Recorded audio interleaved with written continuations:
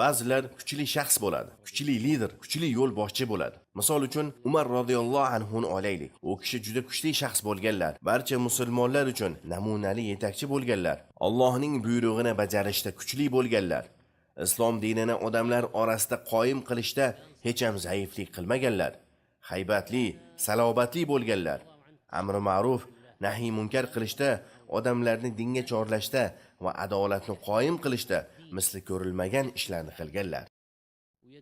Lekin namozda turganlarida qanday bo'lganlar? Ushbu oyatni men g'am va tashvishimni faqat Allohga shikoyat qilaman oyatini o'qiganlarida yig'idan o'zlarini tiya olmaganlar. Hatto yonidagilar holatni bilmaganlar. U kishi kasal bo'lsa kerak deb o'ylab qolganlar. U kishi esa faqat Allohdan qo'rqqanlaridan yig'laganlar.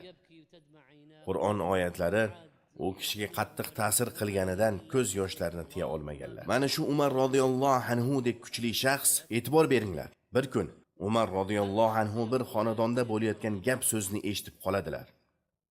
Bir ayol och qolgan yosh bolalarini ovutish uchun qozonni tagiga o't yoqib, qozonga quruq suv solib qaynatayotgan bo'ladi. Umar radhiyallohu anhu bu holatga guvoh bo'lib, tezda Baytul Molga yugurib boradilar va bug'doy bilan yog' olib keldilar. O'zlari pishiradilar va ovqat pishganidan keyin kutib turadilar. To bolalar yeb ichadi. Keyin qorni to'yib, xotirjam o'ynashadi. So'ngra charchab uxlashadi. Ana shundan keyin Umar radhiyallohu anhu xotirjam bo'lib qaytadilar.